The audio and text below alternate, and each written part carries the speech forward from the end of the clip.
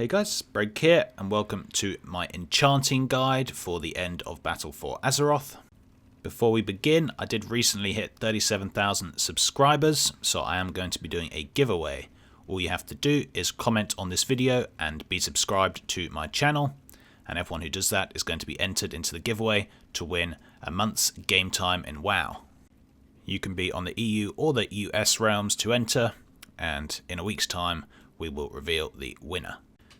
Anyway, I'm just going to check my mailbox because we have been selling quite a few enchanting things recently, and this has all been within the last sort of 20 hours, less than a day. I put all this up last night and now it's kind of the next day afternoon, so pretty quickly we sold quite a few things. I know this is not all enchanting, but most of it is.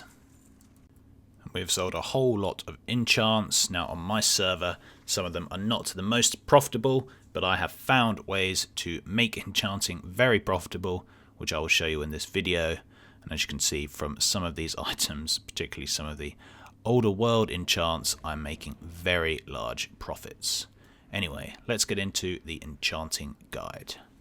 Now enchanting is a fairly simple profession. It is split into three parts. It has the new world stuff, the old world stuff, and disenchanting. I think those are the kind of three key sections within enchanting, and we'll talk about disenchanting quickly first. Now disenchanting is not a huge money maker, but it can be used in a few shuffles, and I have done some videos on enchanting shuffles in the past. If you are going to get into disenchanting, make sure you get the tools of the trade disenchanting rod, because that gives you extra items when you disenchant. Most of the tools of the trade items for most professions are fairly rubbish, but the enchanting one is actually okay, so do think about getting that.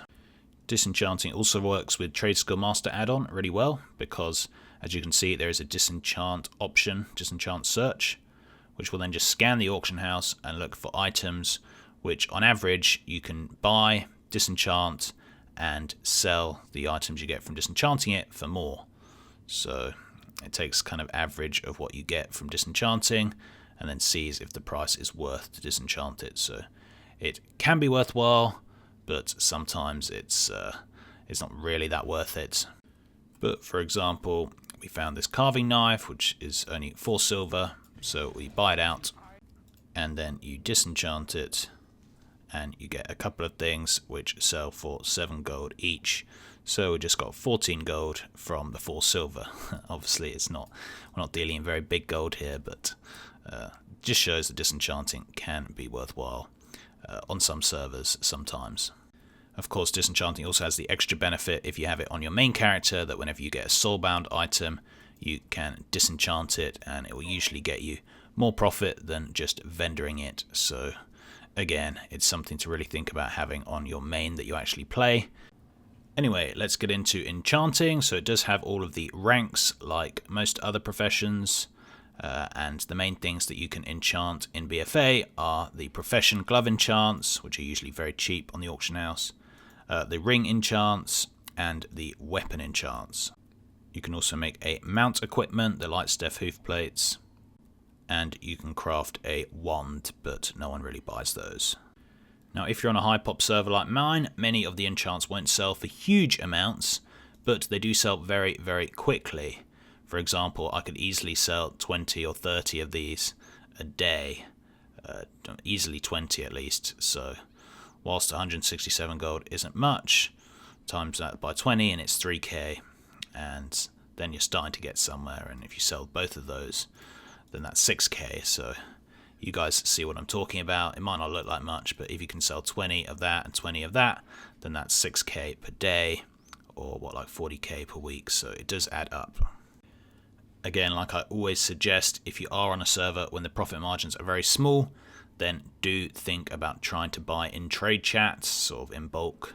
So like type in /trade, want to buy 100 veiled crystals, cheaper than auction house, or how much you want to buy them for, and you can shave a few gold off the profits, and then suddenly instead of making 7 gold per one, you're making 20 gold per one, and when you're selling sort of 5 or 10 of those a day, it can add up. So definitely think about trying to buy them a bit cheaper if you can. So that is about it for the BFA Enchanting. It's very, very simple. There are not many things you can enchant. I know in Shadowlands they're introducing way more enchants on all these different types of gear, which is going to make enchanting a lot more exciting than it is now. But don't fret, because you can still make gold by enchanting other pieces of gear by using the old world enchants. And this is where the real profit lies in enchanting, at least if you're on a high pop server when the competition is so high. You can look to the old world enchants to make big gold. For example, cloak enchants, people actually buy these. In fact, if you saw at the start of this video, I'd sold a few already.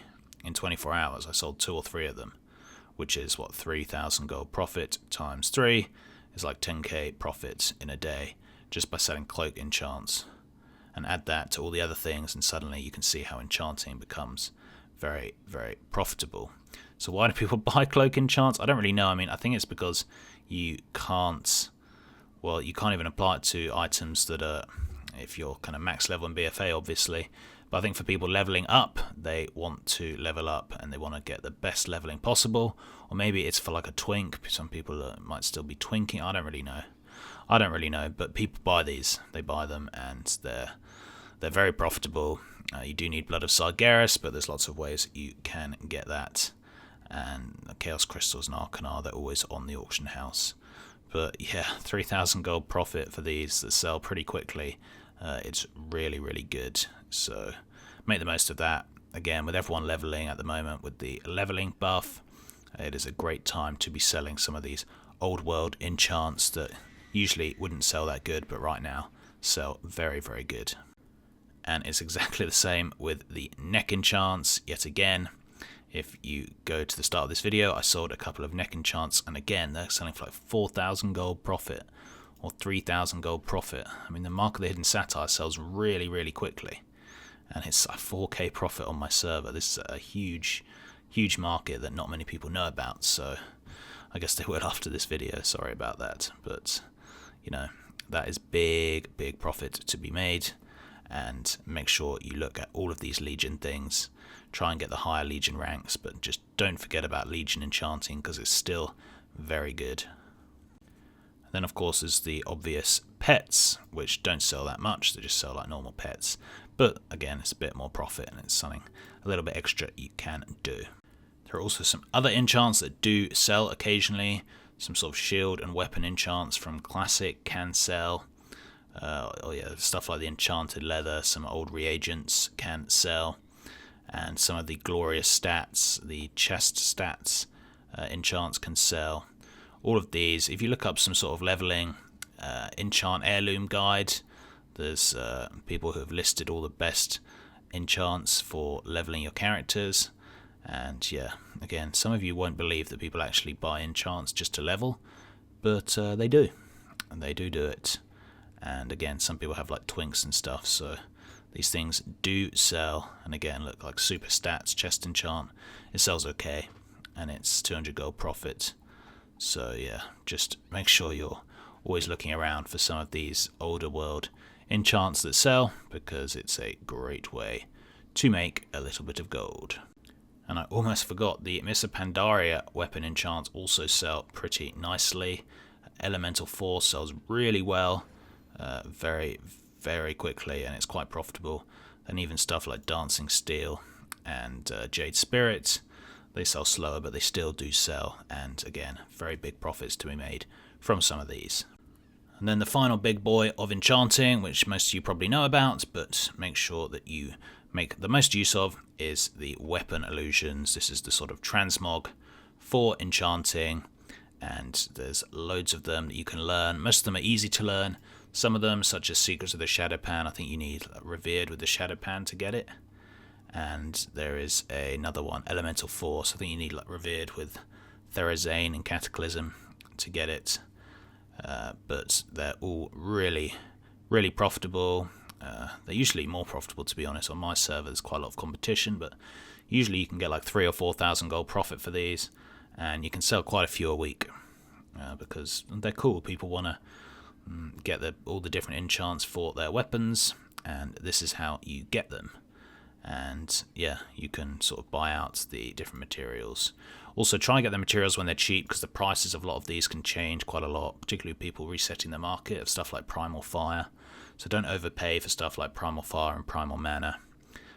Maybe you can even make some gold from it. These are some really sought after materials, so if there's only a few on your server, you can buy them up and relist them for sort of double the price and do a bit of flipping yourself. They'll probably sell if you're on a not too high pop server. So that is something to think about. But anyway, yeah, these sell really well, and often what will happen is someone will just buy all of them at once, so that they never really knew about the illusion enchants, so they just go on the auction house and buy every single one, so they can unlock every single enchant. So suddenly that's sort of 7 or 8 purchases that they make, and if you're the cheapest at the time, that's what, like 20,000 gold at least, if not more, that you have just made. So it's great, and definitely think about these, unlock them all, try and get the Therazane and the Shadow Pan ones, because they usually sell for the most profit since they're harder to get, and you're going to be rolling in the cash. Anyway guys, that is it for this video. Enchanting, like I say, it's always one of the best professions in the game. In Shadowlands it looks amazing, and I always have it on my main character anyway, because it's a great little money maker on the side when you want to disenchant soulbound items.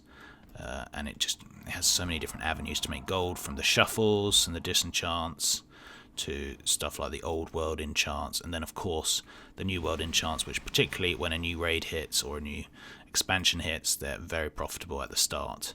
So all in all, enchanting probably is the best profession, or the best all-round profession, and it looks really good in Shadowlands, so I definitely recommend it to people.